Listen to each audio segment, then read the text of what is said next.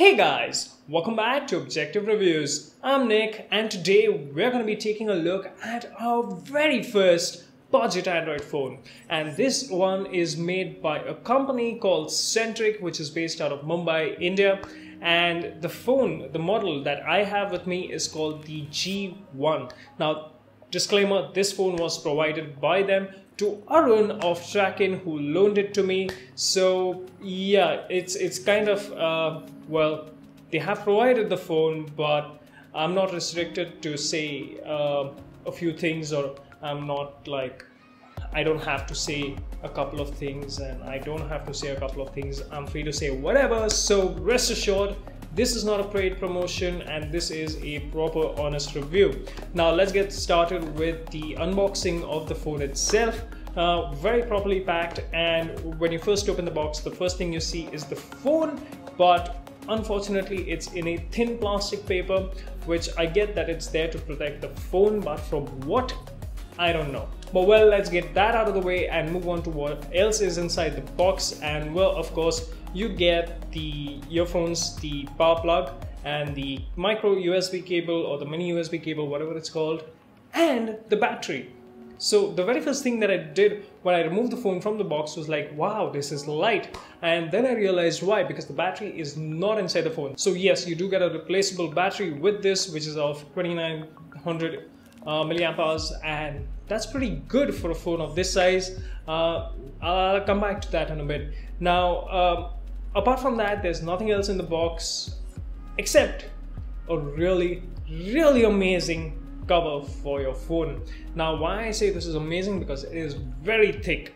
Now, the grade of the plastic, the quality of the plastic might be a bit on the budget side, but because it is very thick, it gives the phone this solid, stealthy armor look kind of a thing, which I guess a lot of people are into these days, especially my friend Nyan, definitely into that. Now, moving on to how the phone looks. Wow, it is a beautiful looking sandstone black phone, but unfortunately it does feel plasticky.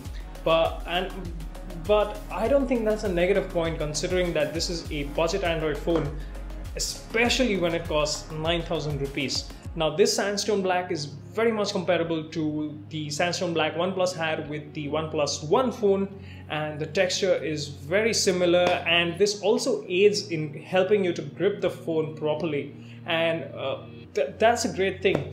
But it does feel very plasticky, so if you're expecting a metal finish kind of an experience in your hand, well, you're not going to get that. You're going to get a plastic feel, but nonetheless, it does feel very great.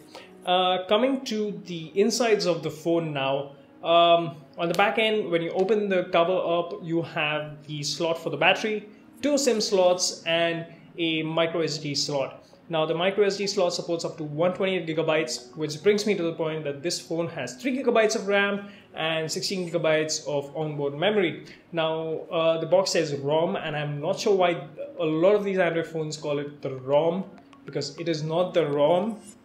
It's onboard storage. Please start calling it that. All right, moving on. Now, get the battery in, put the cover on, and this phone somehow still manages to be very light. I'm actually surprised by how light this phone is, and that could be a pro or a con depending on how heavy or light you like your phones. And when you put the cover on, it still feels, it gets a nice grip to it, and it feels really solid in your hand. Back to the main point, when you turn this phone on, it's really snappy. The setup feels very fast, and once you're in, unfortunately, this phone does not have a fingerprint scanner, so no locking with your finger in there. And moving on to the phone itself, using the phone, it feels pretty snappy. It comes with Android Marshmallow, and that's Android 6.0. And unfortunately, no updates, Android OS updates are available for this yet. So I'm hoping that Android 7.0 comes on this. I'm not sure if it will. I have no information from the company's website if it ever will, and I'll leave the links for all of this down in the description, so feel free to check it out. Maybe by the time you watch this video, there are updates on their website which you can check out, so do keep a track of that. Now, the camera of this phone is a bit unique.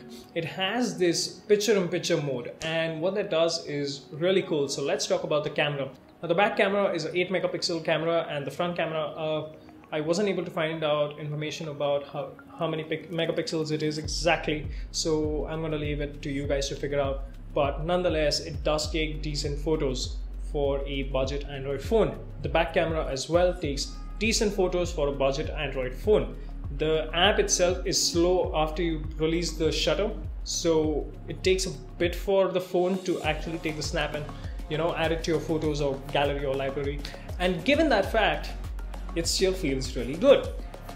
It is what you would expect from a budget Android phone, but it comes with a really solid feature, and that is the picture-in-picture mode that I was talking about earlier. Now what this does is when you open the camera, you can turn on picture-in-picture mode. Now let's say you're using the rear camera.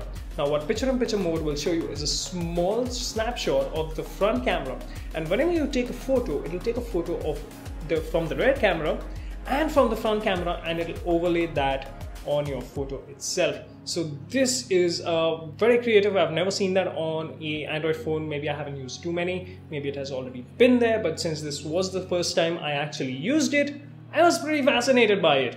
So Anuj and I were at the studio yesterday when we were doing all of this, and we had a lot of fun with it. So I think it's time to close this review, and my parting thoughts for this are that yes, it's a very good phone for the 9,000 rupee range. It is kind of trying to take on the phones that will otherwise cost you anywhere from 14 to 18,000. So yes, at 9,000 rupees, you're going to get everything that you would get otherwise in a 14 to 19,000 phone. Now this is from a company based out of Mumbai, India. So you can technically say that it is an Indian phone, although all the parts inside the phone are not manufactured in India. So even though the assembly may be in India, yeah, so you get where I'm going with this. And given that they are based out of India, it significantly allows them to bring down the cost, which is why this phone will only cost you 9,000 rupees. So would I use it as a daily driver? No, I'm not really into a lot of selfies, and that is what I think this camera is intended for. You buy did I just call it a camera? Well, this is what the phone is intended for, and well, I'm guessing they expect you to buy the phone and then buy a micro SD card, put it in there, expand your storage, and go at it with the selfies. So that is what the intention looks like, and the phone does that pretty well. So if you're looking for a phone that is good, cheap, and takes good photos, well, not great, but good photos, this is the phone for you to buy. And well, in the end, I'm just gonna leave you with this rolling shot of the sandstone back. Well, this was the review. If you liked it, hit the like button. If you disliked it, you know what to do, just close the damn tab. And if you're new around here, don't forget to hit that subscribe button and the bell icon, which will send you a notification every time I upload a new video. So until next time, cheers.